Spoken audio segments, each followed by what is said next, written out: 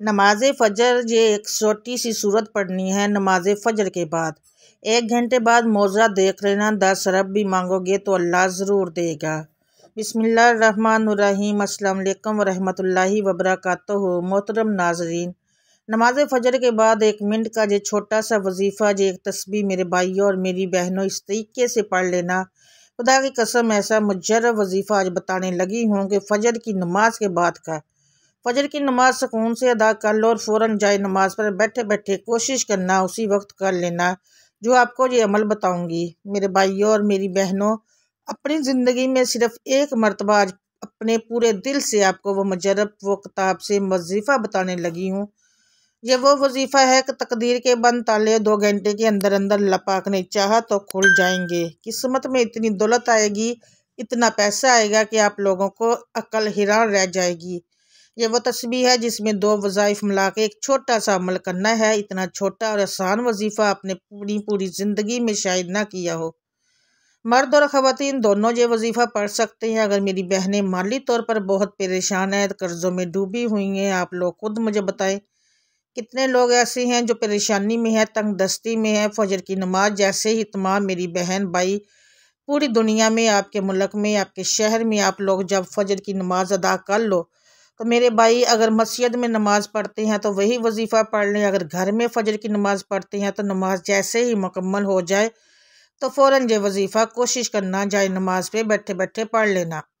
अगर जाए नमाज पर बैठे बैठे ना पढ़ सको तो आपके पास वक्त मौजूद है, आधे घंटे या 1 घंटे के अंदर अंदर भी आप लोग पढ़ सकते हैं। मेरी बहनें भी इसी तरीके से नमाज फ़जर जब अदा कर लें तो फिर उसके बाद आप लोग ये वजीफ़ा पूरा पढ़ लेना। ये वजीफ़ा ख़ास तौर पर जो कर्ज़ों में डूब चुके हैं वो भी ये वजीफ़ा लाजमी पढ़ें। और जो मेरे भाई और बहन चाहते हैं कि फ़ौरी तौर पर उनकी परेशानी ख़त्म हो, उनके माली हालात बेहतर हो जाए, उनकी ज़िंदगी में अगर फाके हैं, घर में गुर्बत है, घर में झगड़े हैं, घर का माहौल ख़राब हो चुका है, बल्कि पैसों की वजह से निज़ाम ख़राब है। एक बात मैं आप लोगों को और भी बता दूँ, ये वजीफ़ा जो है इसके साथ 2 वज़ाइफ मिला के आपको ये पूरा अमल करना है। ऐसा अमल है 1 मिनट से भी कम वक्त लगेगा। अगर आप भी चाहते हैं कि आपकी तकदीर और किस्मत बदल जाए तो आज का ये वजीफ़ा बहुत ही मुस्तनिद और मुजर्रब है। जो शख्स किसी कारोबारी एतबार से जब माल व दौलत की वजह से परेशान है, इस शख्स को चाहिए वो ये वजीफ़ा पढ़ लें। इस अमल की बरकत से इंशाअल्लाह अल्लाह पाक आपके रिज़्क़ और कारोबार में बेपनाह बरकतें और वुसअतें अता फरमाएगा। आपके रिज़्क़ और माल दौलत को कुशादा करेगा और परेशानी से बचाएगा। हर मुसीबत और दुख से महफूज हो जाएंगे। दुनिया भर में कोई भी शख्स उसके साथ ज़्यादती नहीं कर सकेगा। हर जगह उस शख्स को कामयाबी ही कामयाबी मिलेगी। अगर वो कोई भी कारोबार करेगा या तजारत करेगा उसको 2 गुना मुनाफा होगा। यानी अगर वो शख्स मिट्टी में भी हाथ डालेगा तो वो भी सोना बन जाएगा। अगर आपने ये वजीफ़ा हमारे बताए गए तरीके के मुताबिक मुकम्मल किया तो यकीन मानिए इंशाअल्लाह अल्लाह पाक आपको इतना रिज़्क़ अता फरमाएगा कि आपकी जान पहचान के लोग आप पर रशा करेंगे। जब आप इस अमल को खुद ही करेंगे तो इंशाअल्लाह अल्लाह पाक के फजल व करम से आपको भी यकीन हो जाएगा और आप खुद भी ये वजीफ़ा करेंगे, दूसरे लोगों को भी बताएंगे कि मुझे इस वजीफ़े ने माला माल कर दिया है। और अब अल्लाह ताला ने मुझ पर इतना करम किया है कि मेरा रिज़्क़ मेरे लिए बहुत कशादा फरमा दिया है। आपने ये वजीफ़ा सिर्फ़ और सिर्फ अल्लाह पाक की ज़ात पर ही कामल यकीन करते हुए करना है। फिर जब आप लोग ये वजीफ़ा कर लोगे तो आप खुद ही अपनी आंखों से मौजज़ा देखोगे। बेशक आपकी नौकरी के मसाइल हैं, दौलत या रुपए पैसों के मसाइल हैं, या घर में रिश्तों के मसाइल हैं, और घर में बेटियां हैं जो बैठी हुई हैं, जवान बैठी हुई हैं, घर में बेटियां जवान बैठी हैं, किसी जगह से उनका रिश्ता नहीं आ रहा है। ये वजीफ़ा इतना मुजर्रब और मुस्तनिद है कि इंशाअल्लाह फ़ौरी असर करेगा। अमीर के दिए रोशन करना, रोशन रखना कुरान पाक का इम्तियाज़ी वस्फ़ है। दुनिया भर में कुरान पाक के सिवा कोई किताब ऐसी नहीं जिसमें इंसानों को हर हाल में उम्मीद का दामन हाथ में रखने और किसी भी मुश्किल में मायूस न होने की तालीम व तरगीब दी गई हो। कुरान करीम अपने पैरोकारों को खुशी, गमी, तंगदस्ती, खुशहाली, परेशानी और हर हाल में पुरसकून रहने का दर्ज देता है। कुरान पाक अपने मानने वालों को उनके तमाम मसाइल के हल पेश करता है। कुरान पाक में सूरत अल ज़मर ही बतौर मिसाल काफ़ी है।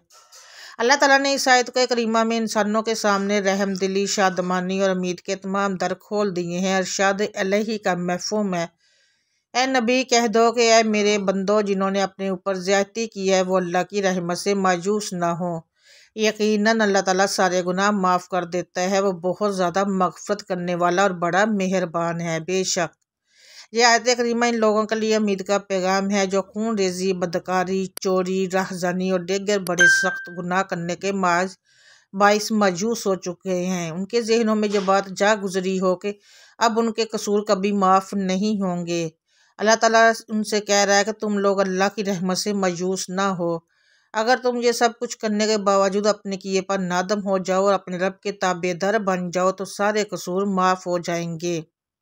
अल्लाह ताला ने सूरह यूनुस में ऐसे लोगों के लिए जो लफ्ज़ इस्तेमाल किए हैं, खुशी का ऐसा पैगाम दिया है कि इन्हें जितनी बार भी दोहराया जाए उनके पढ़ने से एक नई खुशी और नई आरजू मिलती है।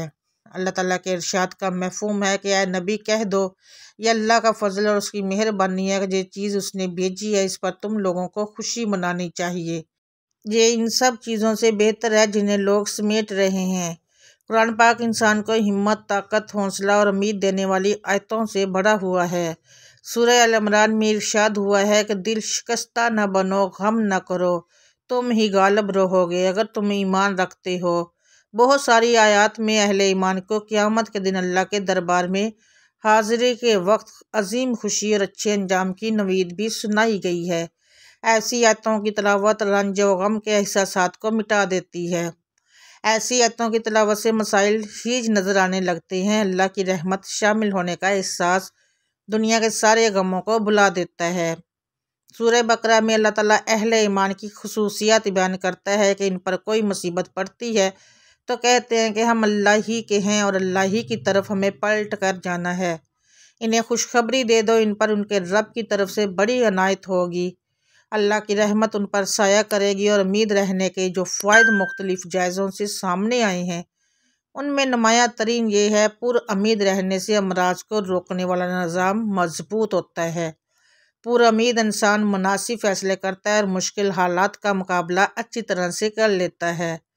ऐसा इंसान हर दिल अजीज़ होता है और समाजी तल्लुकात में ज़्यादा लचकदार होता है और मिलने जुलने वालों के साथ आसानी से घुल मिल जाता है और उम्मीदी से खुशी मिलती है और उम्मीदी से दिमाग को आराम मिलता है। पुरउम्मीद रहना ईमान का हिस्सा है। मोमन रब की रहमत सोच कर खुश रहता है। मजूस इंसान नाक़िसुल ईमान होता है, हर वक्त मनफी सोच के बाइस मुश्किल में पड़ा रहता है। सैयदना याकूब अलैहिस्सलाम का वाक़या याद कीजिए। वो एक बेटे को दरिंदे के हाथों हलाकत की कहानी सुनने और दूसरे बेटे पर चोरी की वारदात में कैद होने का दावा सुनने के बावजूद मायूस नहीं हुए। पैगम्बर इस्लाम पर उम्मीद रहना पसंद किया करते थे। पैगम्बर इस्लाम मोहम्मद मुस्तफ़ा सल्लल्लाहु अलैहि वसल्लम हमेशा पुरउम्मीद रहते थे। वो हमेशा नवीद सुनाने का एहतमाम किया करते थे। अपने साथियों को अगर मगर के चक्कर में पड़ने से रोकते और फरमाते कि अगर मगर शैतान के दर खोलता है।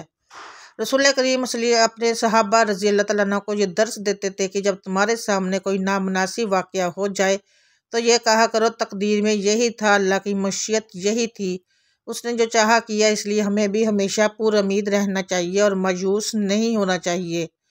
हालात जितने भी मुश्किल हो, अल्लाह पर भरोसा रखना चाहिए और इससे अच्छे की उम्मीद रखनी चाहिए। इंशाअल्लाह वो आपको ज़रूर अता कर देगा और आपके तमाम मसाइल भी हल कर देगा। उम्मीद ज़िंदगी के सफ़र में कभी ऐसे मोड़ भी आते हैं जब इंसान उम्मीद और नाउम्मीदी के दोराहे पर आकर खड़ा होता है।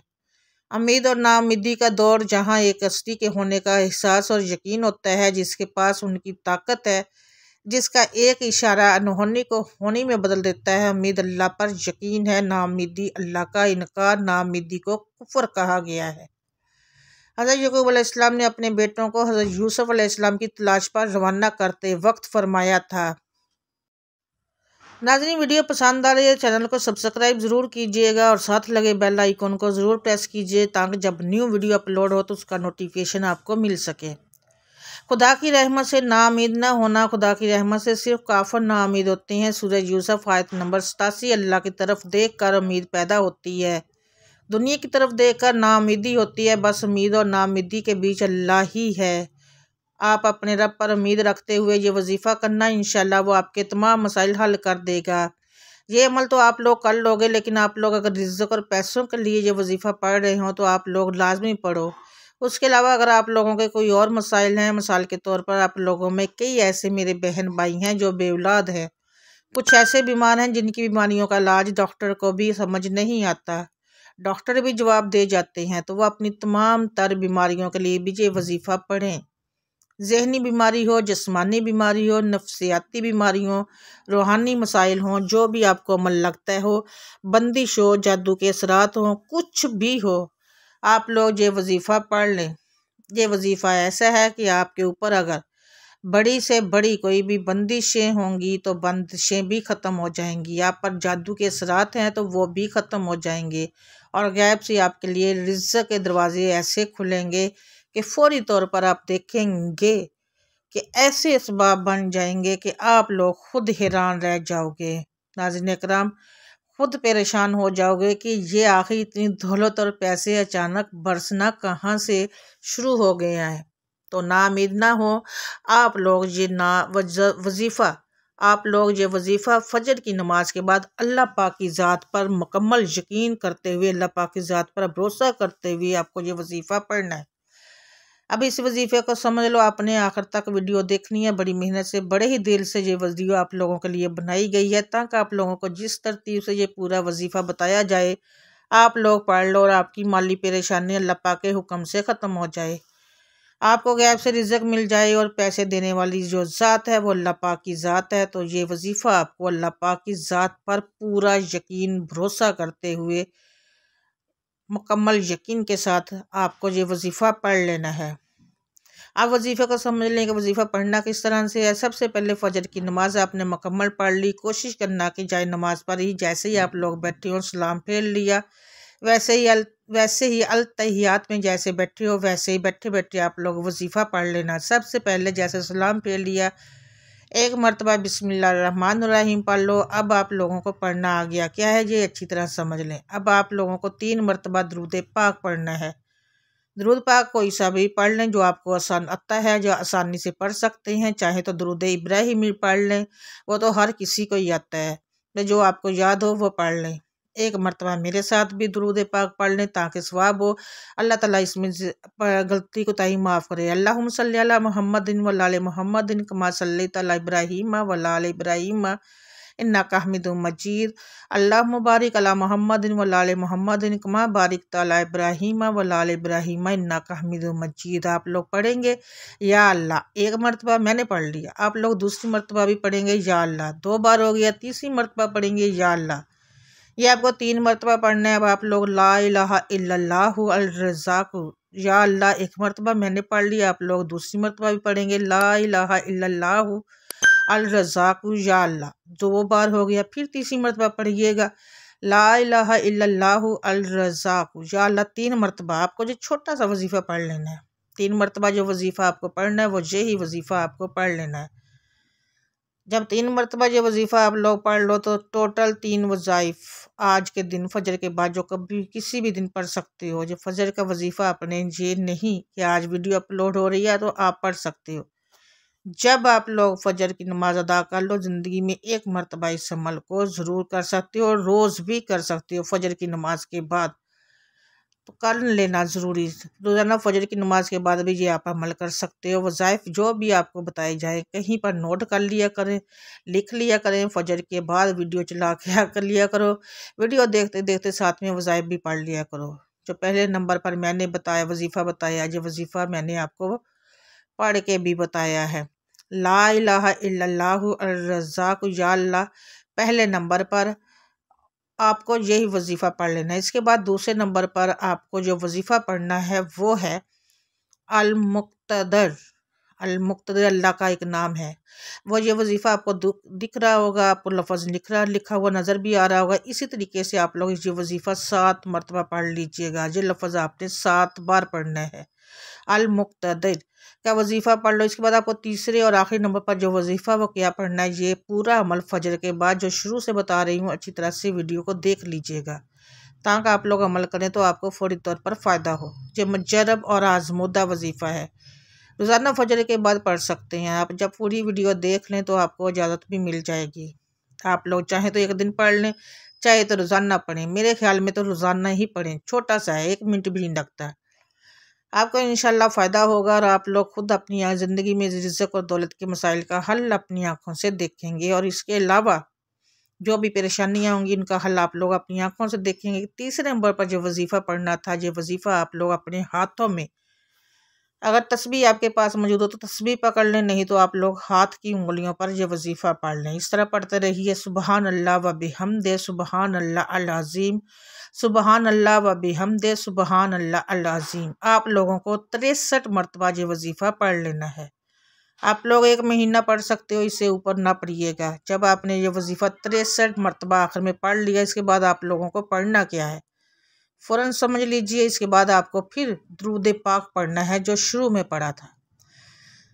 नाज़रीन करम, सबसे पहले आपको दुरूद पाक पढ़ना है, फिर आपने ला इलाहा इल्लल्लाहु अर्रज़ाक़ु या अल्लाह 3 दफ़ा पढ़ना है। इसके बाद फिर आपको अल्लाह ताला के मुबारक नाम अल मुक़्तदिर 7 मरतबा पढ़ना है।